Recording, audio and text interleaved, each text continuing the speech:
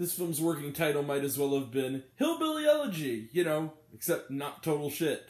Hi everyone, it's me, Grant, the movie and TV guy. They're both directed by legendary actors turned directors.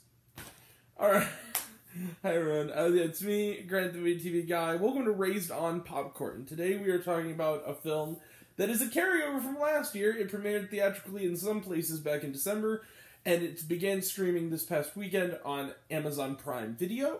I have now finally watched it, and that film is, because movies and TV, that's what we do here, The Tender Bar. The Tender Bar is directed by George Clooney, whose previous work, who of course is one of the greatest actors who's ever lived, of course, but then he also directed things from as wide-ranging as Confessions of a Dangerous Mind, and Good Night and Good Luck, which were terrific, to The Monuments Men, which was forgettable, and to Suburbicon, which everyone seems to think is terrible, and I feel like I'm the only person who actually kind of liked. He also did The Midnight Sky, which I have not seen. But he's back again with The Tender Bar. What's it about and who else is involved? Well, it's based on a memoir by the writer J.R. Moringer, I believe, whose conduit in this film is a young boy at the beginning of the movies in the 1970s named J.R. McGuire. He is played by... Hold on. Later in the film, I can say he's played by Ty Sheridan, and as a fully grown adult, in narrator form, is by Ron Livingston. That's right, Peter from Office Space. But for the majority of the movie, he is played by the young actor Daniel Ranieri. I'm sorry, young man, I'm butchering your name, I know it. I'm just gonna say, Daniel Ranieri. Fine young actor. Really terrific performance from this young man. He wants to go to Harvard. For a little while, and his mom wants him to be a lawyer, but his dream is to be a writer. His father is not in the picture and is kind of an asshole. And his mother is played by Lily Rabe, who's always terrific. He goes, basically the rent runs out, and his father, of course, is not in the picture because he's an asshole, so he and his mother go to live with, his grandfather, played, terrifically by Christopher Lloyd, when is Christopher Lloyd not terrific? He's Christopher frickin' Lloyd, man.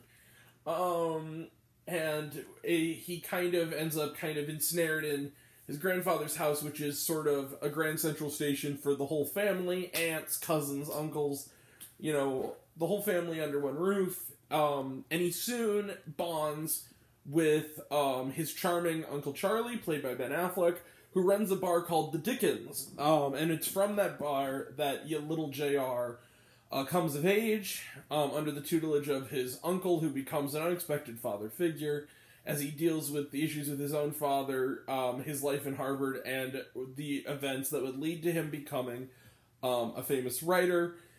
And he bonds with some of the bar buddies and eventually has some drinks along the way when he becomes of age, and not a lot otherwise happens, but it's charming as hell. So, I'm gonna come around with this. I didn't know much about this going in. I had heard the buzz about Ben Affleck, in this case, the buzz is justified. This movie has a lot of good things in it, but the very best thing by far is Uncle Charlie, played by Ben Affleck, and Affleck's performance. He is effortlessly likable in this. Affleck himself I've always thought, was kind of effortlessly likable, and between The Way Back, The Last Duel, and this, the man's making a comeback, and I'm here for it.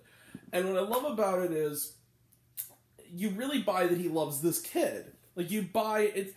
It would make a good double bill with Come On, Come On, although I do think Come On, Come On is a much better film. Anyone who knows my list knows I put that at number 4 of my very best films of the year. So I love that film. I didn't love The Tender Bar, but I liked it a lot. And I liked Ty Sheridan's performance. There's got good Lily Rabe, who's good in everything. Also, just real quick sidebar about Lily Rabe. If you want to see her also in a really underrated indie that has... also pre-fame Lily Reinhardt and Timothée Chalamet, I recommend, I believe it's on Hulu, checking out Miss Stevens. It's really underrated. It's a really good film about this young teacher who takes a group of students like a young writers convention and shenanigans. It's really it's a good little indie flick. All right, back to the Tender Bar, however. So is it perfect? No. There are a couple of flaws with it. I will say the first big one is the dad, who is known simply as the young man's father, who's known simply as the Voice, because his primary relationship with him is he's a radio DJ, and essentially he sneaks in a radio to listen to his father's voice. The guy plays it way too over the top. Like, this is a very easygoing movie, except when the dad is in the movie. And then when the dad is in the movie, it becomes an after-school special, unfortunately. No fault to the actor himself. It's probably more of a decision that Mr. Clooney made him do. But regardless, it comes off as really, really overdone in a sea of them. In a more laid-back movie, his performance really stood out as being kind of tonally off-balance. I also thought that, as charming as the movie was, it doesn't really have a plot, per se. It's just kind of vignettes of this guy's life. Not to say that it's a bad thing, Come On, didn't have a big plot either. But it did, after a while, I did kind of go like, okay, what? Come On kind of went to some big emotional kind of thing. Tender Bar really didn't. I didn't feel like there was much of a goal, and when it was over, I was like, well, that was perfectly pleasant, but what was I supposed to get out of it? Like, what was I supposed to feel about this person? Despite that, however, I was charmed throughout. I had a big smile on my face. I loved the music. The soundtrack, the 70s and 80s soundtrack was awesome. And I'm wavering between a matinee or walking the 2 blocks, because the charming stuff is very charming. You know what?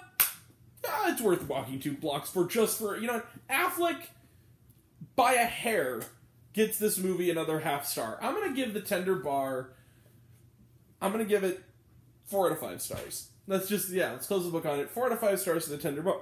This is a charmer.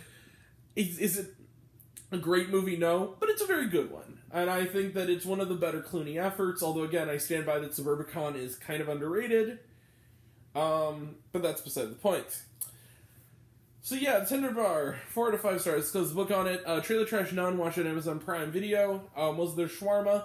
Yes. Throughout most of the credits, there was like a nice little sort of montage sequence that was kind of nice little as laid back as the rest of the movie, except for the aforementioned father. Okay. We will be back Thursday night. We will be talking about Scream. I'm just gonna call it Scream 5, which I'm pumped for. We might also on Twitch, either here or on Twitch, I can't decide which yet, we'll do a spoiler talk for sure on Scream. Friday we are talking Belle. Now I should note, Belle, the subbed version, the original Japanese language version, I'm seeing it subbed, which is perfectly fine. In fact, that's better. So we're talking about Friday night. This weekend, at some point, we will also have reviews for Sex Appeal, which is a new comedy on Hulu. We will also be talking about Hotel Transylvania for Transformania. Can't wait, on Amazon Prime. We'll also be talking finally about The Tragedy of Macbeth on Apple Plus. And then we are also and yes, we will talk about Peacemaker when the season is done. Like I do season reviews, I don't do episode reviews. I'm like Jeremy Johns that way, because I feel like once I start, I'm just gonna crap out. It's too much of a commitment. But then we will be talking next Thursday about Redeeming Love. I believe that's what it's called. And we're also talking about the Betty White A Celebration. And then, as well as a tribute video. And then also, on the 28th of January, mark your calendars, my big Super Duper Sundance video. We're going to be I'm going to be seeing movies, and then by January 28th, when my tenure at the festival is done, we'll be talking about what I saw. And what I am talking about. Now, I will say this, for those waiting for me to get an early review for Genius, a Kanye trilogy, we are going to watch it. Not at Sundance. I couldn't get my pass for that one, sadly. But we have some other movies I'm really excited to talk about. So, yeah, that'll all be next time. And until next time, I'm Grant, the movie and TV guy. I see it all, and I'm happy to share it with you. I love you all. I appreciate you all. Melville causes missed. Over 3,000. Be kind to one another. If you like this video, give it a like if you wanna. Give it a subscribe if you wanna. Give me the bell. I don't know what it does, but it's supposed to do. Or so I've been told. If you want to find me elsewhere, reviews, lists, and other fun stuff, you can check me out on Letterboxd.com at Grant the Movie and TV Guy. Also, I'm not going to do much on it, but you can check me out on Twitch at GrantATaylor225. And some of you already have, but even if you haven't, take care of yourself, take care of your mental health. It's worth it. You guys are all worth it.